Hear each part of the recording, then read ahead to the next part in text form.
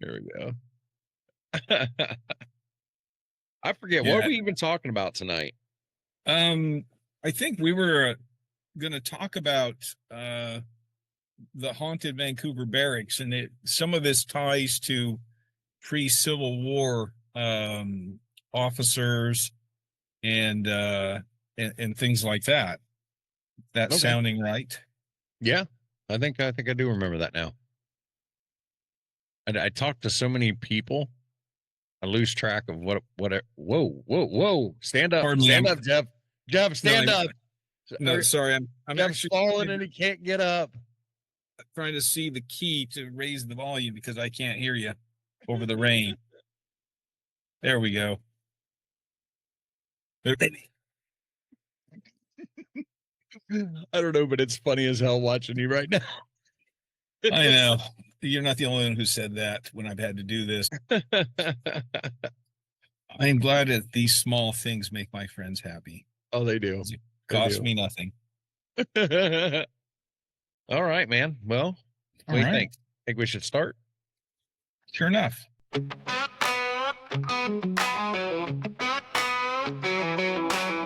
Out in the woods, shadows creep slow. Footprints deep where no man should go. Cold winds howl through hollers and brooks. Whispers of Bigfoot in the way it looks. Myths, monsters, and mullets in the night. Under a pale moon, strange glowing light. Truth out there like a blade it cuts. Myths, monsters, and mullets run amok.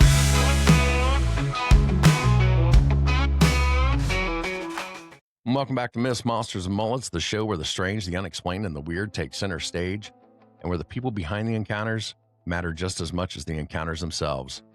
We're not just here to talk about what was seen, we're here to understand who saw it, how it changed them, and why it still matters. Before we dive in, I want to give a quick shout out to our supporters over on Patreon. If you want to help keep the show independent, ad-free, and unapologetically weird, head on over to Patreon, search for Myths, Monsters, and Mullets. You're going to find members-only episodes, early access to the public episodes, and bonus material you won't see or hear anywhere else. If you've had an encounter, or you've seen something weird you've just never been able to explain, I want to hear from you. Email me at mythsandmullets@gmail.com. That's mythsandmullets@gmail.com. Your experience could be featured on a future episode. Don't forget to mark your calendars. June 6th, 2026, I'll be speaking at the Arkansas Cryptid Fest in North Little Rock, Arkansas. If you're into cryptids, folklore, listening to great speakers, that's where you need to be. It's put on by Drunken Cryptids. And that's North Little Rock, Arkansas on June 6th, 2026. Don't forget to subscribe, like, leave us a review, share the show with a friend who lives for the unexplained. I really would appreciate it. And with that, let's get on with the show. And welcome back to Myths, Monsters, and Mullets. I am your host, John Methenkamp. On tonight's show, we have Jeff Davis returning. Round 3, fight. 3-1. Jeff came on first time and we talked a little bit about everything. And then he came back on and we talked about Vikings. So Jeff, what are we talking about tonight? Well, and I got to let everybody know, you're doing me a special favor because when I initially mentioned this to you, you were kind of lukewarm about it. And I count this as a favor. I'm going to talk about kind of my home territory, which is a place called the Vancouver Barracks in Vancouver, Washington. Not that Canadian imitation, which was actually founded by Canadians after the United States Army kicked them out of Vancouver, Washington. Oh, this is like the 1850s. So the one in the U.S. was the original Vancouver. It was. And it was originally, of course, native people were there thousands of years. And the Hudson's Bay Company arrived on the scene. And this is the north bank of in modern terms, north side of the Columbia River, Washington State. The Columbia River separates Washington and Oregon. So if you do want to look at a map, Portland, Oregon is on the south end. So the Hudson's Bay Company established their regional headquarters. It was a massive complex in the day, a warehouse, an oven, like a bakery oven capable of making a couple thousand hardtack biscuits a day. And they were there from the 1820s to 1849. The U.S. Army arrived and established what I know as the Vancouver Barracks. And the Hudson's Bay Company left in the 1850s. And then they went up to British Columbia and they established Vancouver, British Columbia, which, of course, is a massive urban European style city, leading the U.S. Army and a handful of Americans to slowly grow Vancouver, Washington, and the Vancouver Barracks. But the U.S. Army had a presence there from 1849 to 2012, and which made it one of the oldest U.S. Army posts west of the Mississippi River until it shut down, just part of base realignment and closure. And this, my dad was stationed there when I was a kid, and I didn't exactly, it wasn't a playground to me at the time, because of course my dad was a serving soldier, but I grew up around there. And when I was 17, I enlisted in the Army Reserves, and I put in over 30 years in a military career, active in reserve. And for many years, I was the Army historian there. And also because you and I wouldn't be talking if both of us weren't interested in the weird, the odd, and the unusual. So I do ghost walks there. I know an awful lot about the buildings and the people and personalities.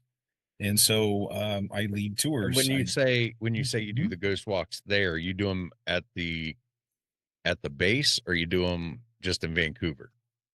I do them at the base. The Army left in 2012. And so various organizations, the National Park Service, the City of Vancouver, Washington, and a couple of other governmental agencies gained ownership of the post. And they own the buildings. The oldest building, the first building, is still there. It's 175 years old. Now, for people east of the Rocky Mountains, that's kind of schmassy. But west of the Rockies, and aside from like mission culture in California, that's pretty old stuff. And we, I used to advertise free history walks up and down. The officers' quarters, the soldier barracks, and all that, and nobody showed up. But then I started charging money, and I added true ghost stories. And the months of September and October, I'm pretty well booked up. It's like that. They tell you don't ever put anything out for free because nobody will take it. Put $5 on it and somebody will steal it.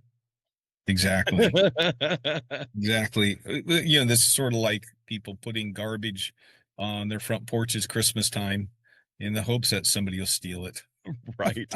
The porch pirates come and get a bunch of empty boxes filled with wrapping paper. Yeah, exactly. Or poo or other things. I would never. I confess I would be the one with the camera set up.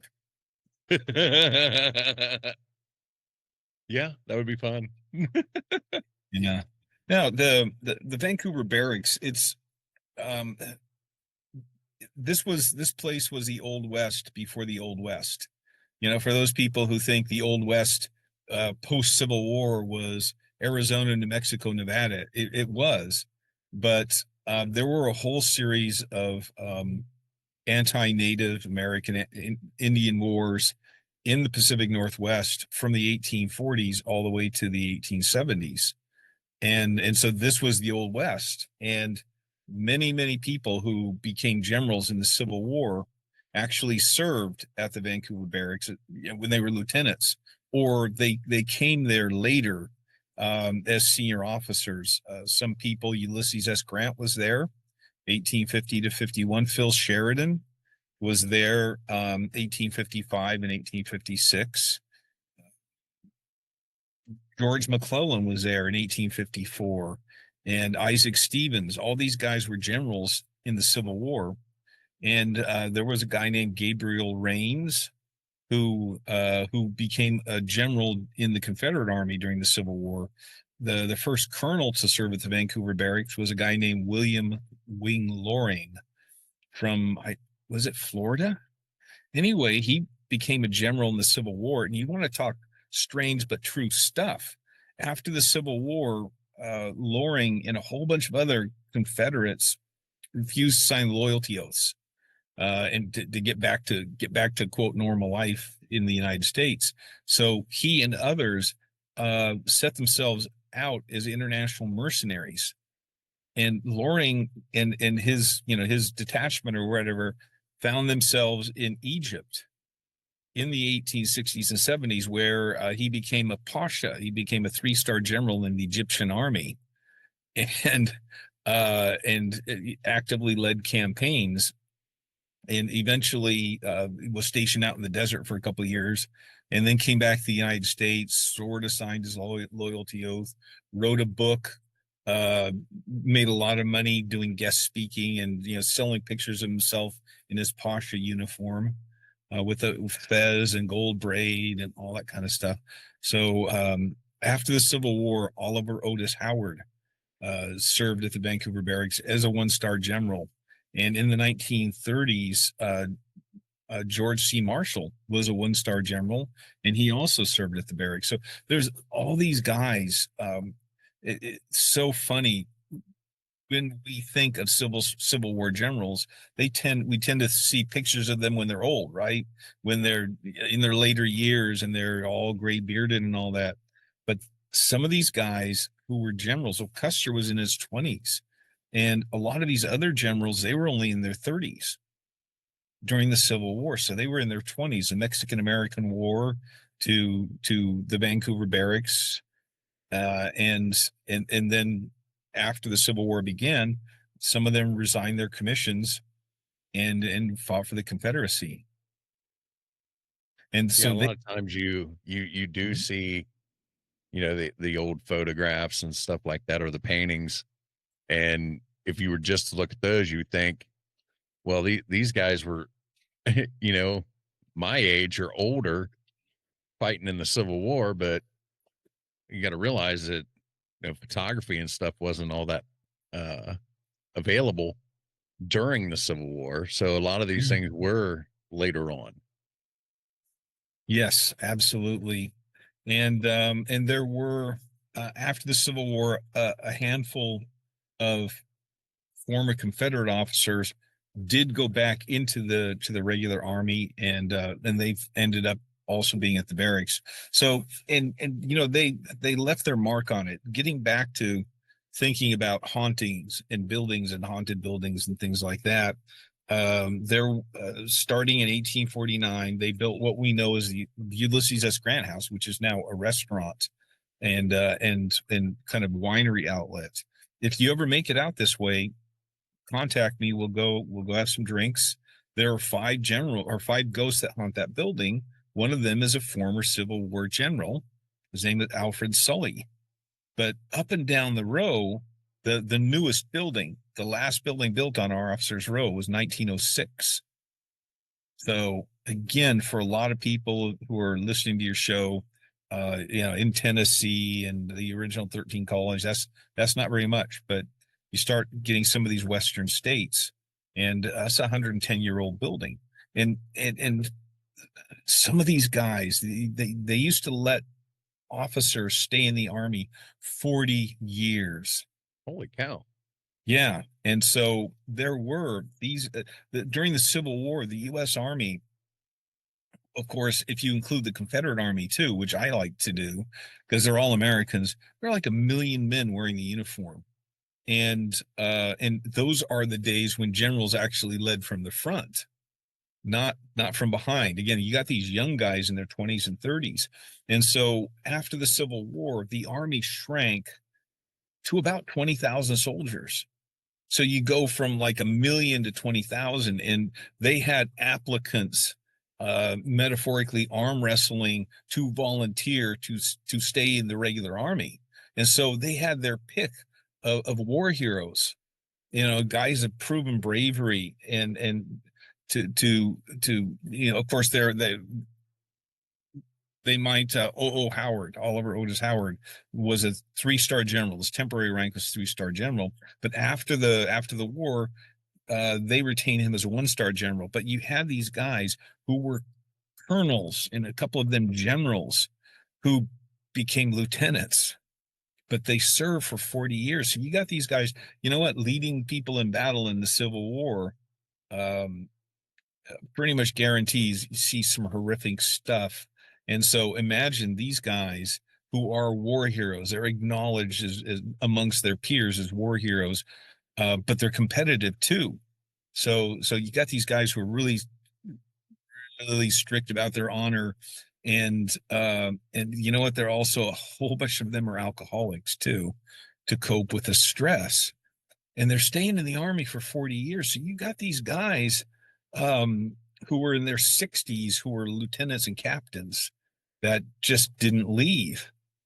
And I know of at least 2 of the officers who served at the Vancouver Barracks after the Civil War on matters of personal honor, fought duels, not necessarily there at the barracks, but no, they were calling each other out with pistols and swords, some of them.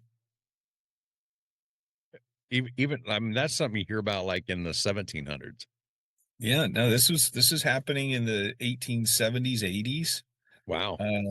One of the guys who was buried in the Army cemetery there, his name, oddly enough, his name was Charles B. Western. He died.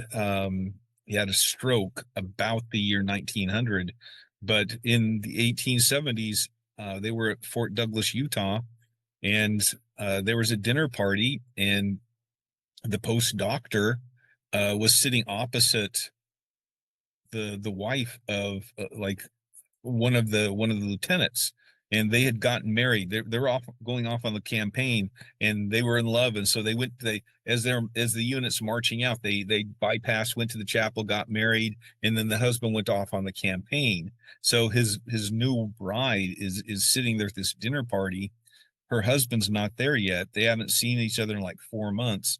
The doctor's sitting opposite her, and during the middle of the conversation, she ended up making a funny face, and I'm paraphrasing, saying something like, "Whoops, who has placed their foot in my lap?" And it turned out to be the doctor. And so Charles Western was the senior officer. He was the commander of this lieutenant who was gone. And he had words with the doctor, and the next day their houses were not too far away on the row in Fort Douglas. So they both went out on their front porches, and they saw each other. They went back into their rooms or their houses, and they got their guns.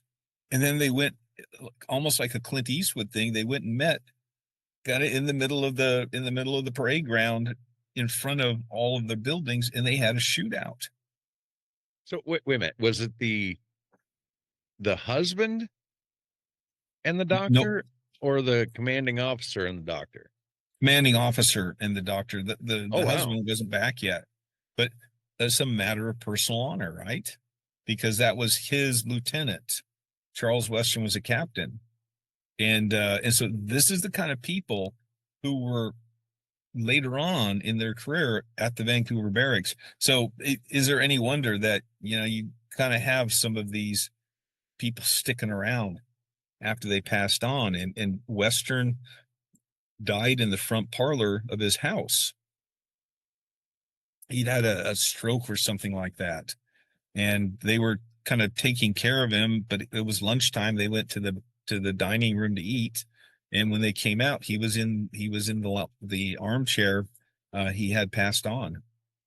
And that building actually has weird happenings in it. And it's a very subtle thing, but one of the things is cigarette or cigar smoke.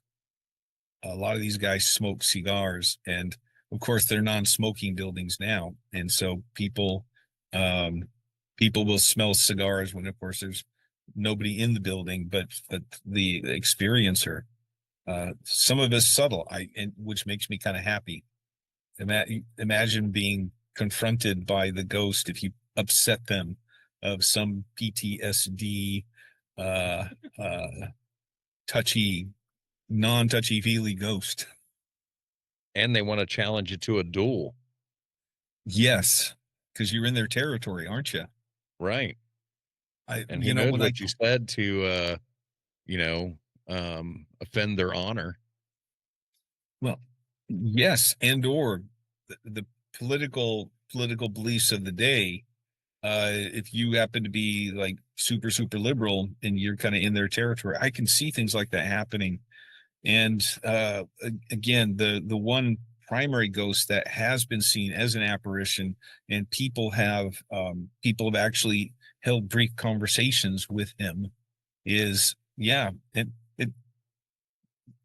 when I talk about some of the stuff, I reference movies because this is our commonality.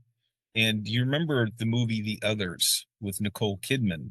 Yeah. When they were in that house, that mansion, and it turns out in the end, sorry for the spoiler, folks, that like everybody in the house is a ghost.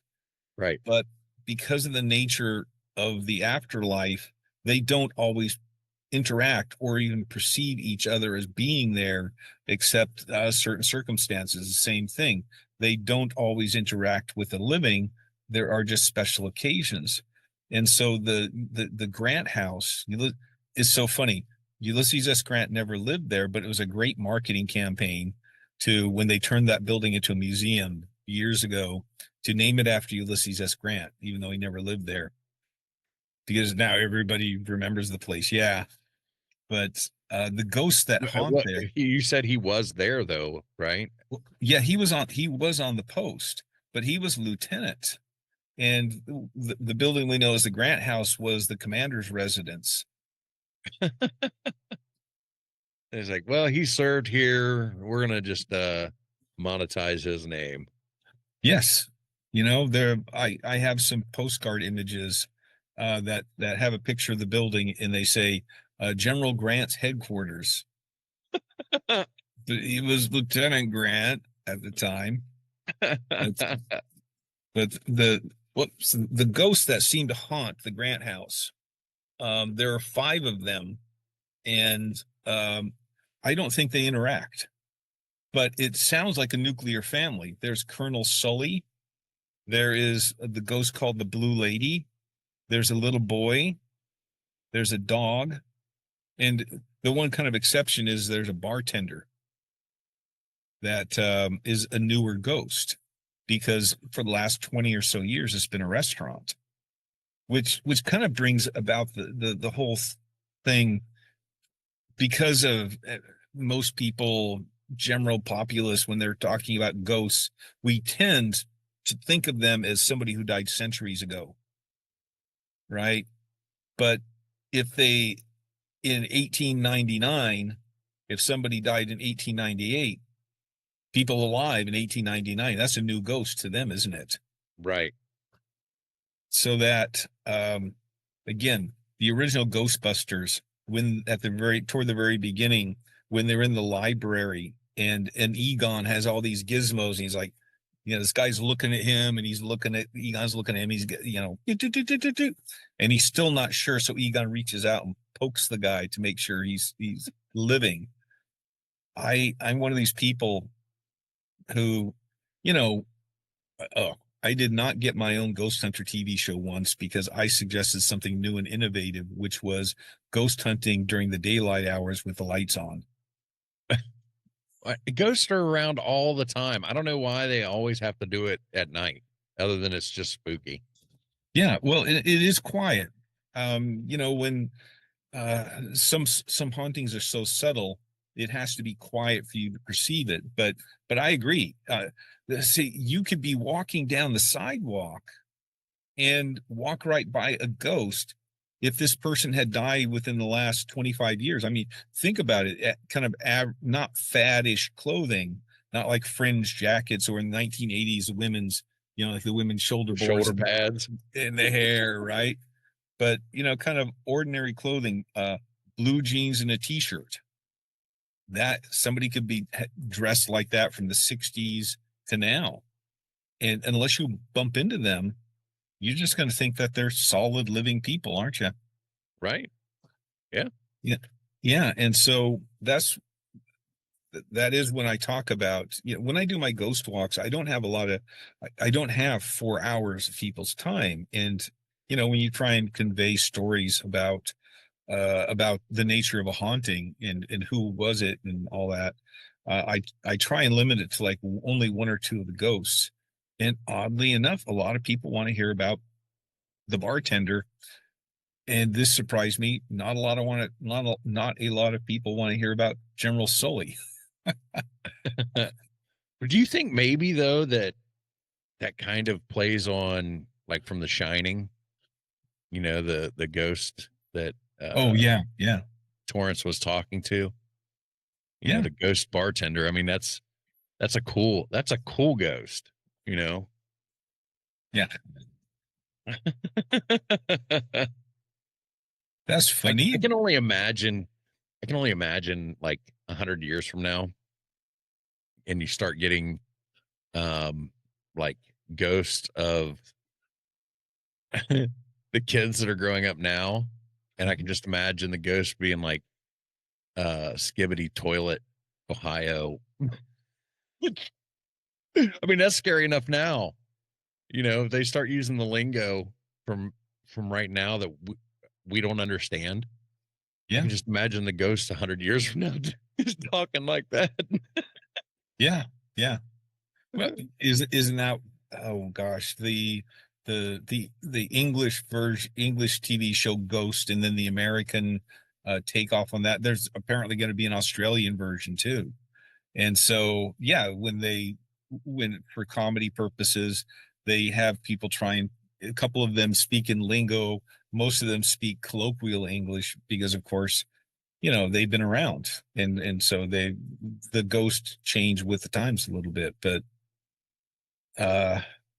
yeah. I mean, the movie Ghost with Patrick Swayze, which again is another familiar standard. He encountered almost like a kaleidoscope of different types of hauntings throughout the movie. The poltergeist, the guy on the subway who can't accept his own death, and he keeps on reliving it. And then there's the watcher ghost waiting for his wife to finally die, and then they'll both go to heaven, or so he thinks.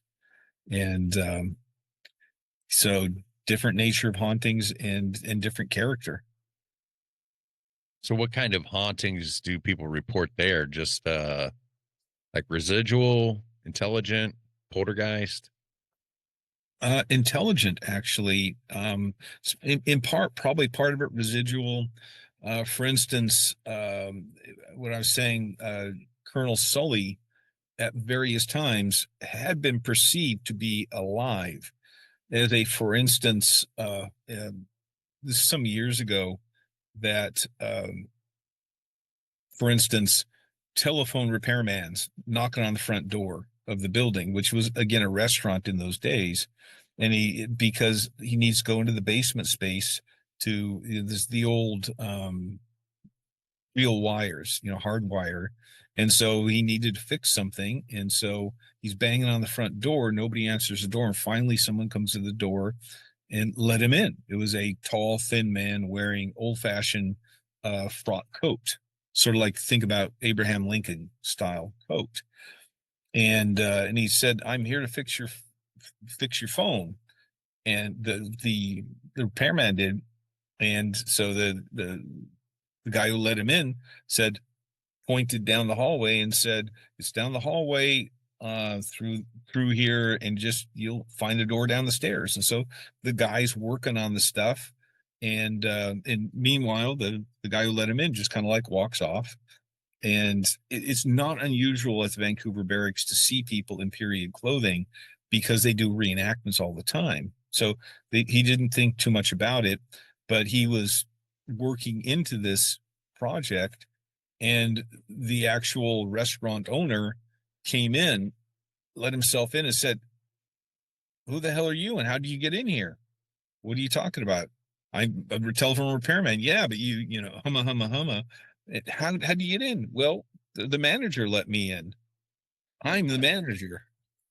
And so this is one of these cases again where it, while dressed a little funny, you can still kind of explain that stuff away.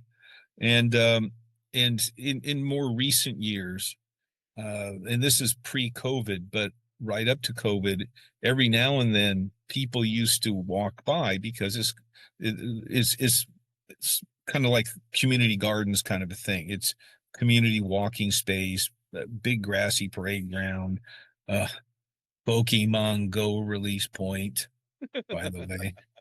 But people, people every now and then would say they would see again a tall, thin man with a beard, like on the second floor veranda, smoking a smelly cigar. And this is the Pacific Northwest, where, you know what? Because it's just wrong, because it's a non-smoking state and businesses and such. A lot of people are not afraid to actually stop and say, "Hey, you're not supposed to be smoking here." Right. And so he would like flick a little bit of ash off the cigar, ignore them, and then maybe walk back inside the building. And then, of course, then it turns out that that the restaurant was closed and he was not a customer. So things like that had happened. But as far as a residual, in the 1870s, 70s, 1870s, 78, 79, he was slowly dying. According to some, he had rheumatism. I think he had stomach cancer. He suffered from cramps, intestinal cramps. And the commander's residence part was on the second floor. There's like a suite of rooms with a parlor and a bedroom. And he would get up in the middle of the night because of the pain, and he would pace back and forth in that hallway. And uh, so one night that happened, and he went to bed and he never woke up. So he died in bed in that building. And decades later, the restaurant staff periodically would hear the sound of somebody walking back and forth after closing hours on that stair, just pacing back and forth. And once that actually included the manager, and she had said that she's braver than me. She had said that her office was on the second floor, and so she was up there, and she heard the footsteps kind of coming up the back stairs, and she just swiveled in her chair to get ready to see who's here in the building. I myself would be reaching for something that I could throw or club somebody into submission with. But she heard the footsteps and just swiveled to look and see who it was, and they walked right by her, but she never saw anybody. Wow. Which is kind of a residual, is oftentimes you don't see it, but you hear it. And so she actually got out of her chair and walked into that hallway and looked down the far end of the hallway, still did not see anybody, but she heard the footsteps and could hear the echo as they got closer to the door at the end of the hallway. And then they turned around and she hid behind a corner. And when they came within a couple feet of her, she actually jumped out right in the middle of the hallway. And she said the footsteps, they didn't slow down, they didn't speed up, they just kept on going, and right through her. She said that, like, starting with the tip of her nose, it got icy, and then it was like a wave of ice passed right through her, not, from the front to the back, and the steps kept on going. Holy cow. Yeah, to you and I, we say, she's so lucky that happened to her. I mean, yeah, I would think that. I mean, because that's the kind of haunting that, that you really want, like something that's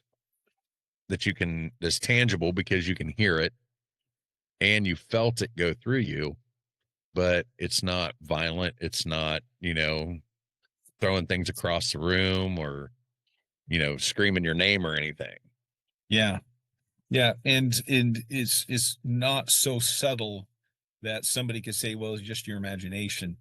Right. No, it's very definitive. And so, but at that point though, her courage or her common sense caught up with her.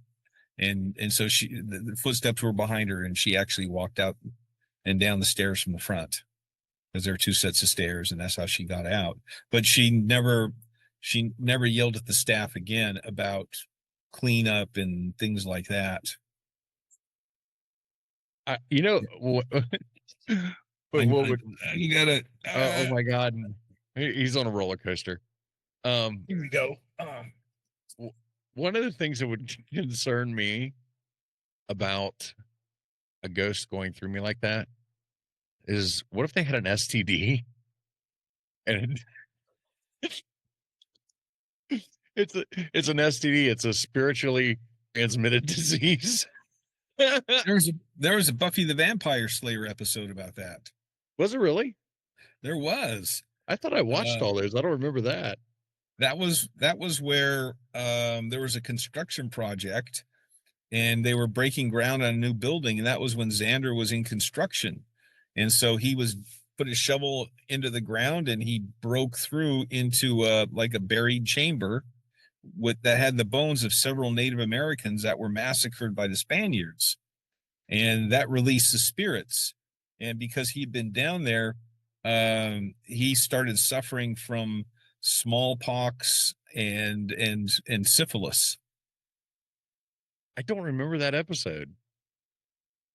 Do I you might have to go back and remember? watch that. That's been a while. I mean, we're showing our age here, but that was a good series. I might have to go back and watch that. Yeah, they even referenced that. You remember the Buffy the Vampire the musical? No.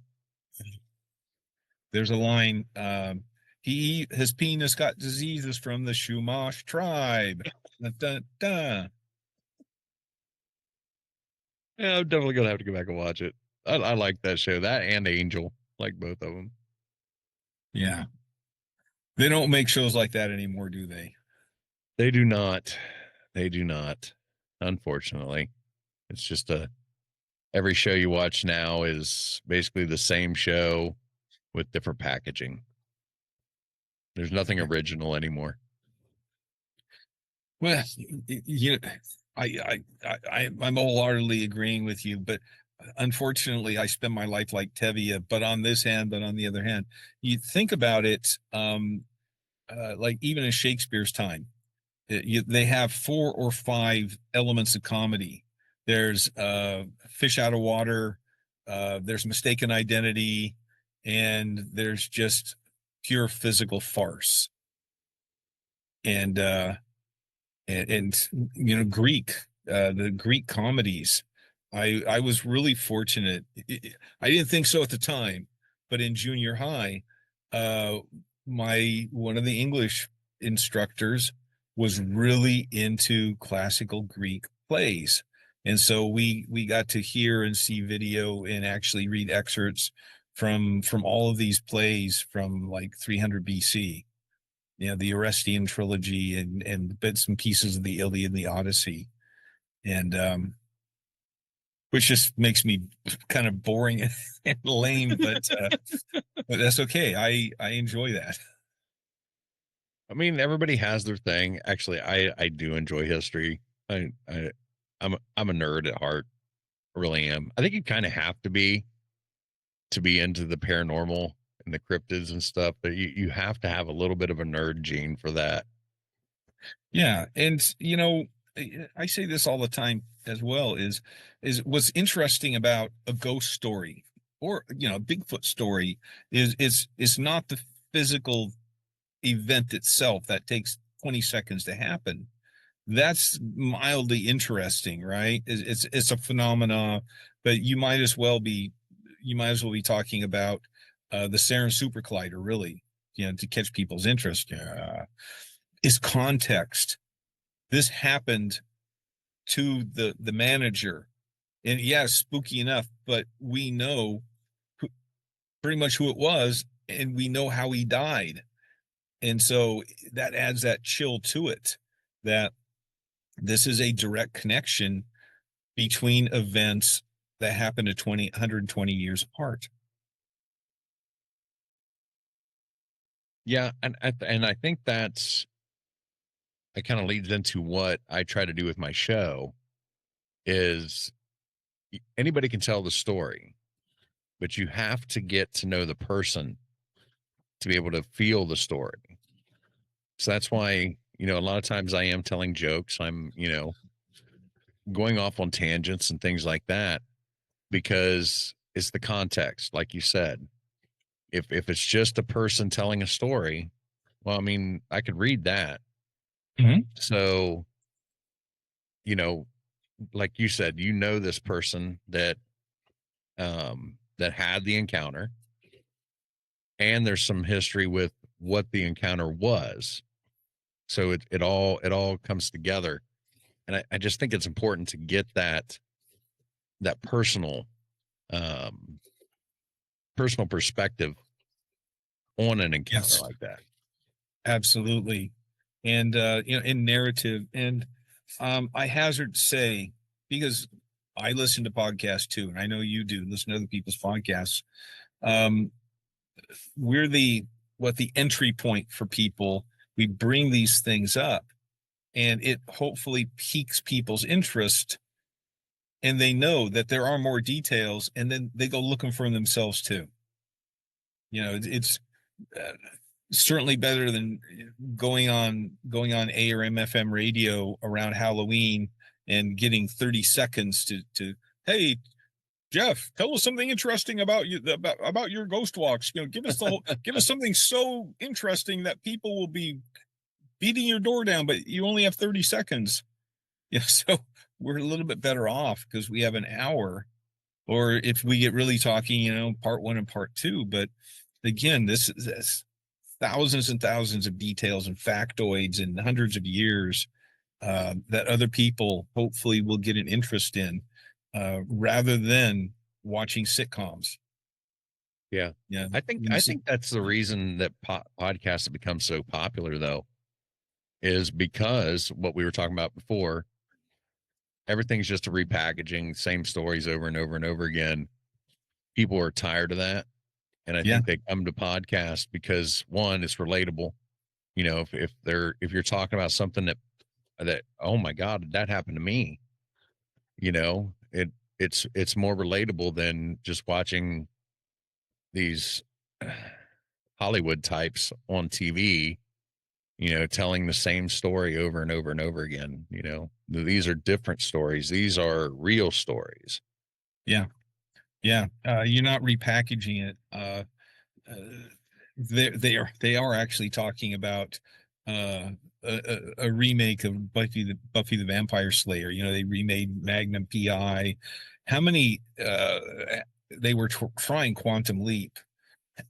In what I've encountered, and I am not a Hollywood inner circle type. I don't have my own show, but I've been blessed when I do get to be a guest on some of these shows, and I'm sure you encounter this too. You know what? There are some really interesting people who produce and write and direct these non-scripted shows, and through association, I've made some really good friends, and so I hear from them what it's like. And Hollywood, despite what the outer glitz and all this kind of stuff, and or the public politics and personalities and jealousies, it all comes down to, can we make this TV show or movie? It's a fiscally very conservative business. No matter what other bits of the politics that people have, people with the purse string won't spend money unless they think they're going to make a whole bunch back in return. And so that's why That's why they're remaking stuff. Same thing. You have somebody in the cryptozoology end who has a show, and they've gone to one particular place, Blind Frog Ranch. You're more familiar with east of, and then over the next 6 months, every other single cryptozoology TV show is also there now too, Right. because somebody got something there. Yeah. That isn't how science works. No, it's those groundbreaking people that if they're smart, and you know what, and they know how to capitalize on it and keep it true and let people know it's them, they will benefit from it, being innovative. But again, you have to come up with your own funding, because Hollywood's probably not going to fund it unless it's proven. I'm just waiting for them to fund me. Because I'm original. I know. You've got your own merchandising line there with the mullet. I do. And it's, people could be me for Halloween. So that I was watching a video the other day that said, that's the most important thing, is if you can make yourself a Halloween costume, and that's your catch. So people, next Halloween, be John Cougar Hunter Methenkamp. It's really easy. I'll even sell you the mullet. See, I Spenguli. Yeah. Irwin. Everybody's, he comes to whatever conferences he's at. I guarantee you there are at least a dozen Spenguli juniors running around. Right. Right. And I'm not immune to that kind of an influence. Everybody loves Elvira and the image. And of course, she came from Vampira, who in the 50s and 60s, she was from Astoria, Oregon, by the way. Really? But but my producer Beth is friends with a couple gals, and hopefully soon we will be starting a production called Horrors on Horror, where reviewing horror movies. I love it. Don't steal that idea, because we got to franchise that for it to come out. Yeah, it'll be on my YouTube channel. It's gonna take a couple weeks, but the one of the gals who wants to participate, her name is Emma Dowsett, and her husband Craig Dowsett was Winnie the Pooh in Winnie the Pooh Blood and Honey.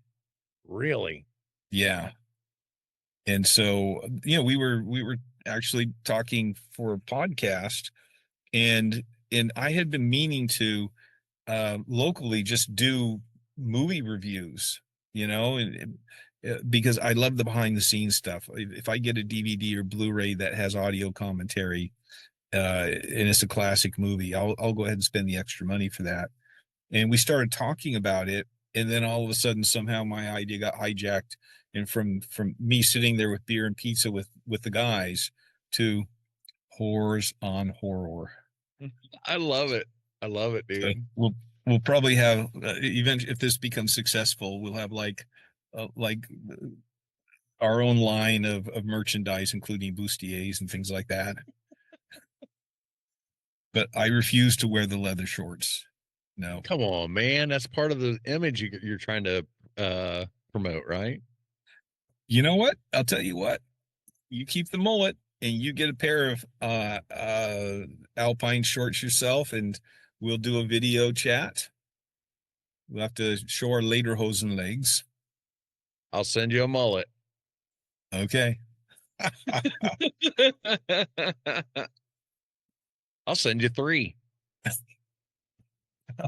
That's okay.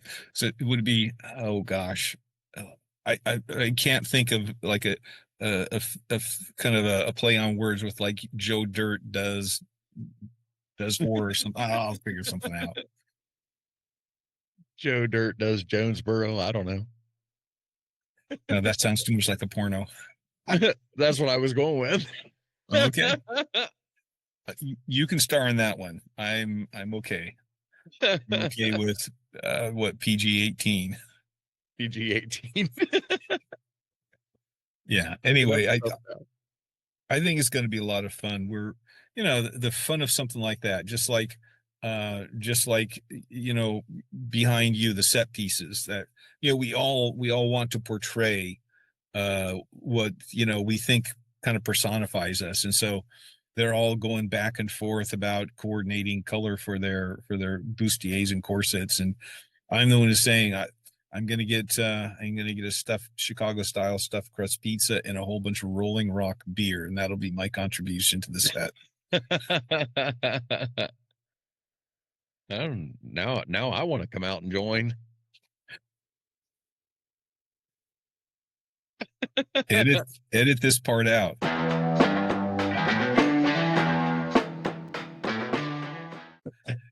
So And we're back after I had to poop. and I would, but I'm sitting in my car. No, we're both also kind of talking about liking a lot of people we've met who are in show business. I don't consider myself part of show business, and I was really lucky because people who do horror like to take ghost walks. I met a gentleman who's been an animator, old style animation, stop motion kind of stuff, and cartoon animation going back to the 1970s. And he continued on, and he was able to successfully branch into digital. But he is the one who designed the original Hellhounds, the animated Hellhounds for Ghostbusters. Really? Yeah. And so he and his wife signed up for Ghost Walk, and my then wife Janine and I met them at their hotel, and we started talking. We didn't even go outside. We just hung out in like the restaurant bar at the hotel and talked horror, ghost, true ghost, and not true ghost. And that same thing, meeting up with Craig Dowsett and his wife Emma. He was the actor who did Winnie the Pooh in Winnie the Pooh Blood and Honey. They're just such fun people. Doing a podcast like that, we didn't even talk. Well, we did sort of. We talked for 2 hours, and I was able to cut it down to about 50 minutes of actual showbiz content. The rest of it was just kind of hanging out, and which is what you and I actually, before we started doing, about 20 minutes of just hanging out. Right. But that's what I like. And I think a lot of people do like it because this is honest conversation. It's not scripted. This is how people talk, and I think people enjoy that. Yeah. Well, authoring, writing books, right? And especially if you have more than one under your belt, in that even moderately successful authors like me, and I also, again, befriended some people who are really high power authors, at least in their day.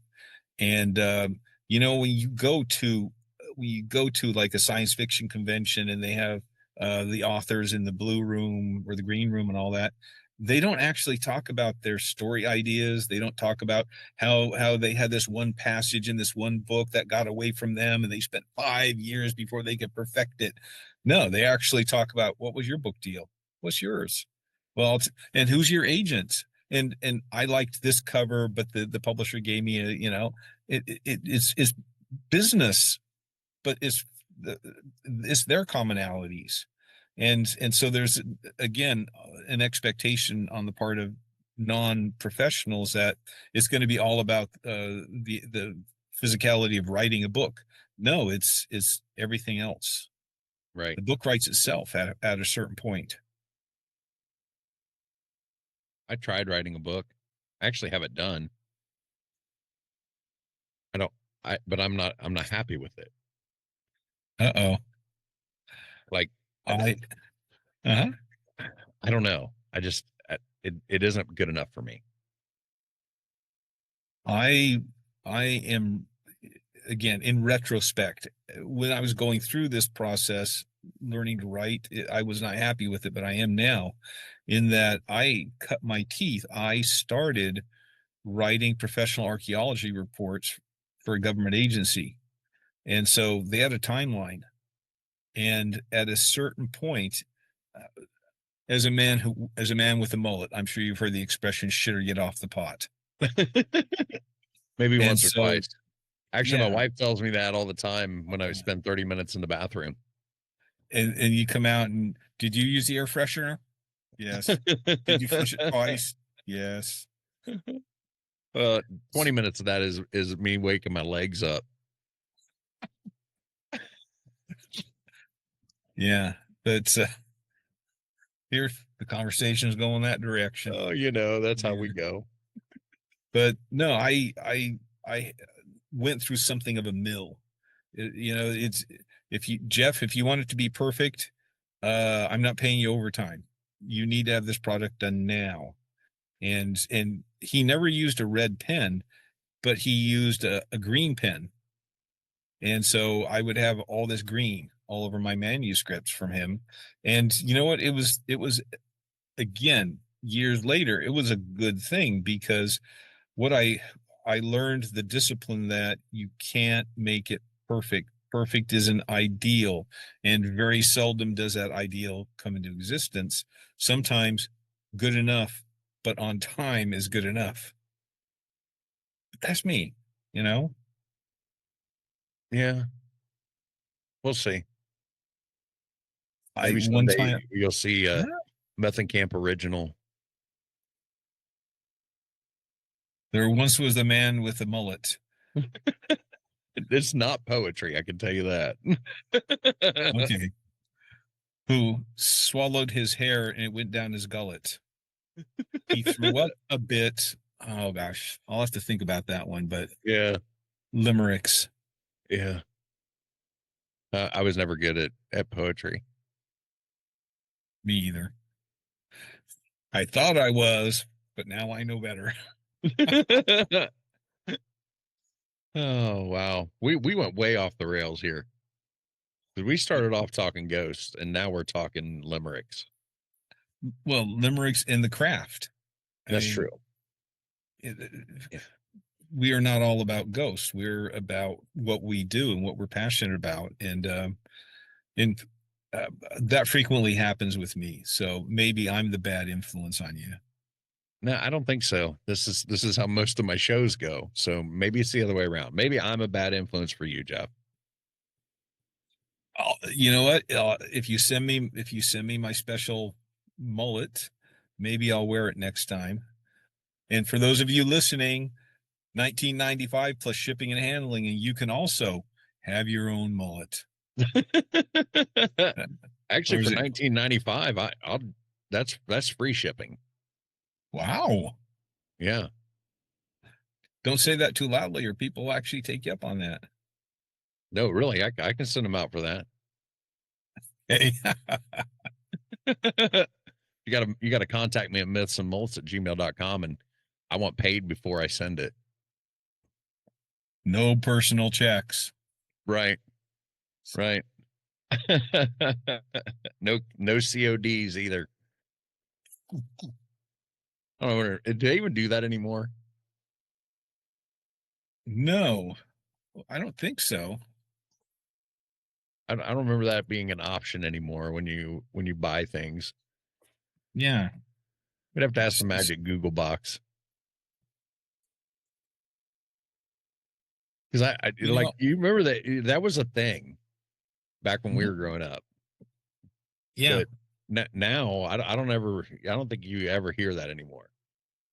No, I suppose the closest you can get is some kind of a digital billing thing, where when the FedEx guy drops it off on your front porch and you Then get you get billed. yeah, Yeah. that's about as close as you're gonna get. Huh. Well, Jeff, No, we went way off the rails here. I know. And you know what? I'm gonna make you laugh one last time as I start my car. There we go. He's right. He's riding a bull. that's his other hobby. Bull riding while he does podcasts. You know, got to do something to liven things up.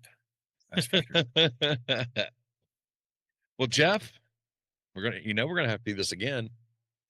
Amen. And I will keep you apprised and maybe even abreast of horrors on horror. I see what you did there, and I liked it. You know, I am not afraid to cast verbal pearls before. I love it. Well, Jeff, tell everybody where they can find you.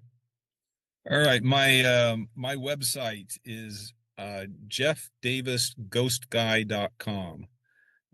That should find it. And I work out of Vancouver, Washington. If you get curious about ghost walks, it is Spirit Tales of the Vancouver Barracks. And it used to be, if you would even Google Oregon Ghost plus Jeff Davis, my website would pop up within the top 3. So, but if you type ghost or Google Jeff Davis plus Washington Ghosts, then you get Jefferson Davis, President of the Confederacy, and Ghost of Washington. So don't, just Jeff Davis, Oregon Ghost. You can probably find me that way. My podcast is, and by the way, everybody, somebody is loaning me the use of our interviews, so I'll be running on my podcast a couple. John, I'll pretend that I interviewed you, not the other way around. But my podcast is How Weird, and that's actually on groundzero+.com, which is a radio program here in the Northwest, and it has a podcast element to it. So I put out my podcast on that. Awesome. Well, Jeff, once again, thank you for coming on Miss Monsters and Mullets. We'll have to do a part 4. Always. Yeah, we'll pick a different topic and go down that rabbit hole and not stick to it, because we never do. Exactly. But if you've had a paranormal encounter you'd like to share, you can email me at mythsandmullets@gmail.com. And until next time, talk to you later. Gotta go. Talk to you later, everybody.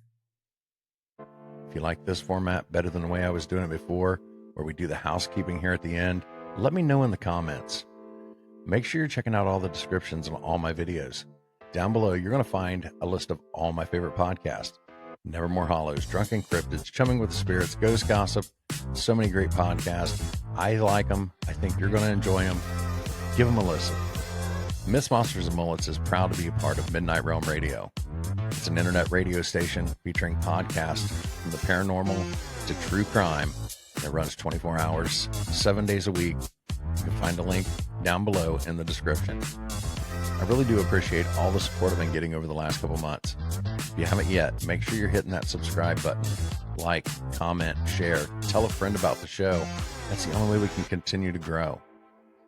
And once again, if you have a paranormal encounter you'd like to share and you'd like to be on the show, you can email me at mythsandmullets@gmail.com. Good night, everyone. Shadow in the pines lurking in the dusky air. Bigfoot stomps through the woods like he don't care. Lights in the sky flash green then blue. Aliens descending with a secret or two. Whispers in the breeze, cold fingers down your spine. Ghosts in the graveyard, twisting through time. Eyes wide open in the dead of night. The myths and monsters giving one hell of a fright. Oh, Miss Monsters and Mullets podcast, spinning wild tales of a future and a past. Hosted by John Methenkamp's fiery soul. He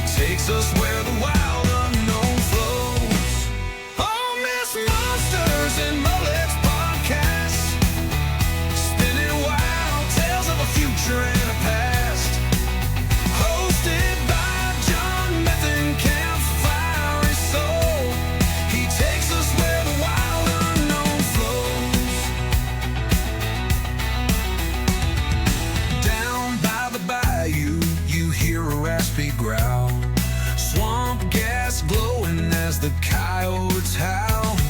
A UFO